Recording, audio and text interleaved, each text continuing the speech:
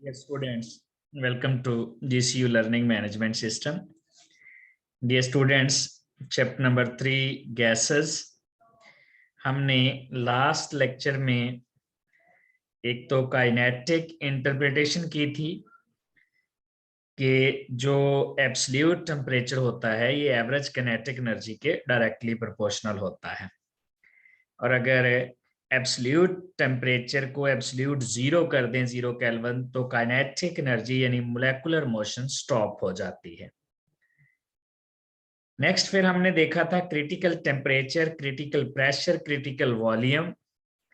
हमने देखा था कि highest temperature at which a gas can exist as a liquid is called critical temperature. उसको अफेक्ट कर रहा था intermolecular forces, size and shape of the molecule. Intermolecular forces ज्यादा होती हैं तो क्रिटिकल टेम्परेचर ज्यादा होता है और गैस को लिक्विफाई करना आसान होता है। इसी तरह जितना मॉलिक्यूल का साइज बड़ा होता है उतना ही उसमें अट्रैक्शन ज्यादा होगी और उसको लिक्विफाई करना आसान होगा। इसी तरह शेप में हम देखते हैं कि वो स्फेरिकल है, लीनियर है, सिलेंड्रिकल है, तो शेप भी इफेक्ट करती है क्योंकि शेप से फिर इंटरमॉलिक्यूलर फोर्सेस चेंज होती हैं, पैकिंग चेंज होती है। मॉलिक्यूल जब एक दूसरे के साथ इंटरेक्शन करते हैं तो जो इंटरएक्टिव सरफेसेस होती हैं वो शेप चेंज होने से चेंज हो जाती हैं, तो इस तरह शेप भी इफेक्ट करेगी। आज हम देखेंगे जॉल थॉमसन इफेक्ट और साथ Linde's method of liquefaction. Joule Thomson effect क्या है? जॉल थॉमसन इफेक्ट है कि जब कोई गैस हाईली कंप्रेस्ड होती है और फिर उसका हम प्रेशर हटा देते हैं तो it produces cooling, it gets cool. Means when a highly compressed gas is allowed to expand into a low pressure region। जब गैस को, कंप्रेस्ड गैस का मतलब है gas is under high pressure, molecules are very close to each other, और जब हम उसका pressure release करते हैं और गैस को एक्सपेंड करवाते हैं into a region of low pressure, it gets cooled. इसका मकसद क्या होता है हमारा कंप्रेस्ड गैस को एक्सपेंड करवाने का, to achieve the low temperatures. हम ऐसे कह सकते हैं sudden expansion of the real gases produces cooling, कि जब रियल गैसेस को सडनली एक्सपैंड करते हैं, जब वो हाईली कंप्रेस्ड स्टेट में होती हैं और फिर हम उनको into a region of low pressure expand करवाते हैं, it gets cool. Sudden expansion of the real gases produces cooling. वजह क्या है, कूलिंग प्रोड्यूस क्यों होती है? एक्चुअली जब गैस अंडर हाई प्रेशर होती है, कंप्रेस्ड गैस है, then gas has forces of attraction. तब गैस के मॉलिक्यूल में फोर्सेस ऑफ अट्रैक्शन आ जाती हैं।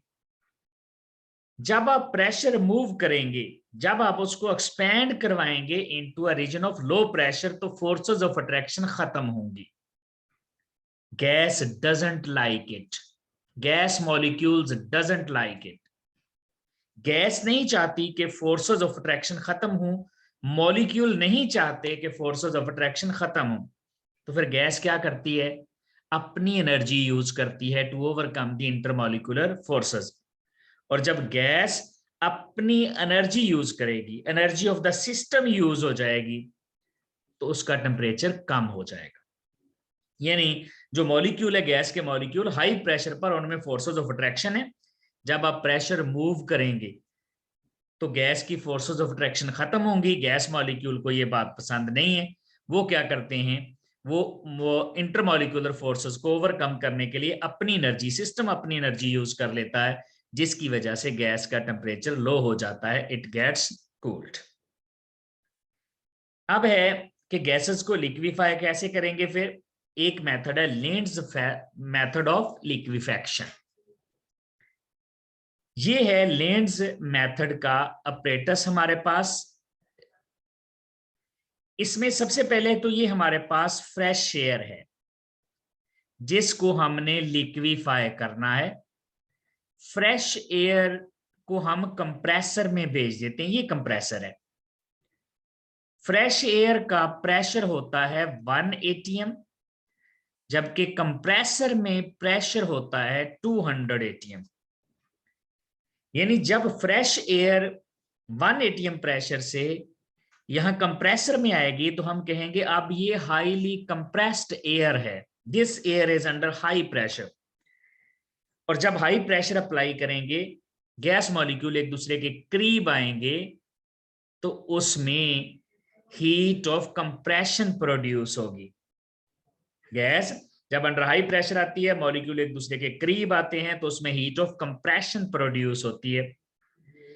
इस गैस को हमने, चूंकि फ्रेश एयर जो है इसको हमने लिक्विड में चेंज करना है, फ्रेश एयर को जब हम कंप्रेसर में लेके आए तो उसमें प्रोड्यूस होगी हीट ऑफ कंप्रेशन।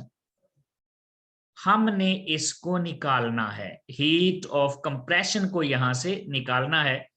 तो उस मकसद के लिए हम इसको रेफ्रिजरेटिंग लिक्विड में से पास करवाते हैं। रेफ्रिजरेटिंग लिक्विड क्लोरोफ्लोरोकार्बन हो सकते हैं, अमोनिया गैस हो सकती है, हाइड्रोफ्लोरोकार्बन हो सकते हैं। तो ये यहां पर इसको रेफ्रिजरेटिंग लिक्विड में से पास करवाते हैं, जो उसकी हीट ऑफ कंप्रेशन निकाल लेता है, to remove the heat of compression. Gas under high pressure है, उसमें हीट ऑफ कंप्रेशन भी हमने निकाल दी है। अब हम गैस को इस चैम्बर में लेके आएंगे वाया स्पाइरल ट्यूब। ये स्पाइरल ट्यूब है। अब यहां पर स्पाइरल ट्यूब यूज करने का मकसद क्या है? डायरेक्ट हमने इसको चैम्बर में क्यों नहीं एक्सपेंड करवा दिया? एक्चुअली स्पाइरल पाथ इसलिए यूज करते हैं ताकि काइनेटिक एनर्जी कम हो जाए, to decrease the kinetic energy. तो स्पाइरल पाथ यूज होता है to decrease the kinetic energy. इस गैस की काइनेटिक एनर्जी और कम, यानी टेम्परेचर कम हो जाएगा, और यहां पर आकर ये गैस लिक्विड में चेंज हो जाएगी इस एक्सपेंशन चैम्बर में।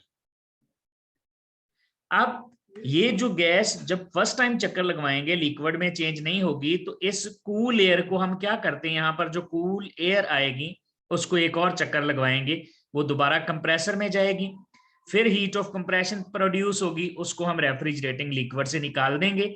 लेकिन अब उतनी हीट ऑफ कंप्रेशन प्रोड्यूस नहीं होगी जितनी फर्स्ट टाइम हुई थी जब हमने उसको फ्रेश एयर को यहां भेजा था, क्योंकि अब गैस कूल्ड है, लो टेम्परेचर पे है। अब हम इसका एक और चक्कर लगवाएंगे स्पाइरल वाल्व से, यहां पर इसकी किनेटिक एनर्जी को कम करेंगे तो गैस पहले से ज्यादा कूल हो जाएगी।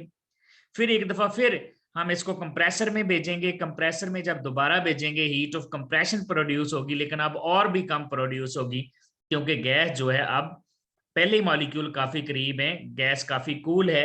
एक और चक्कर लगाएंगे। जब हम इसको इस तरह चक्कर लगवाते हैं तो ultimately gas will change into a liquid, यानी जो फ्रेश एयर है ये हमारे पास लिक्विड एयर में चेंज हो जाती है इस एक्सपेंशन चैम्बर में।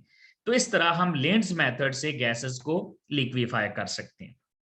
याद रखिएगा, हाइड्रोजन और हीलियम को हम इस मेथड से लिक्विफाई नहीं कर सकते, अगरचे कर सकते हैं। हाइड्रोजन हीलियम को लिक्विफाई करते हैं, लिक्विड हाइड्रोजन लिक्विड हीलियम होता है, लेकिन लेंट्ज मेथड से नहीं हो सकता जिसमें 200 एटमॉस्फेरिक प्रेशर है। क्यों नहीं कर सकते इस मेथड से? ये शॉर्ट क्वेश्चन भी आता है। इसलिए नहीं कर सकते क्योंकि इनका साइज स्मॉल होता है। साइज स्मॉल होने से क्या होगा, इसमें बहुत कम पोलराइजेबिलिटी होगी, लो पोलराइजेबिलिटी। और लो पोलराइजेबिलिटी का मतलब है इसमें फोर्सेस ऑफ अट्रैक्शन बहुत कम होंगी। स्मॉल साइज है, स्मॉल साइज के साथ साथ लो पोलराइजेबिलिटी। लो पोलराइजेबिलिटी से मुराद है वीक लंडन डिस्पर्सिव फोर्सेस। इसमें लंडन डिस्पर्सिव फोर्सेस वीक होती हैं, या फाइनली हम ये कह सकते हैं कि ये नॉन पोलर भी हैं। नॉन पोलर में वैसे ही फोर्सेस वीक होती हैं एज कंपेयर टू पोलर।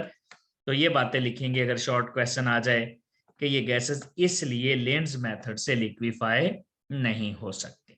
ये था डियर स्टूडेंट्स हमारा आज का छोटा सा टॉपिक। कल हम डिस्कस करेंगे आइडियल और नॉन आइडियल गैसेस, यानी रियल गैसेस और उनकी डेविएशन जो आइडियल गैसेस की रियल गैसेस की है फ्रॉम आइडियल बिहेवियर, ये हम देखेंगे कल वाले लेक्चर में। Thank you very much.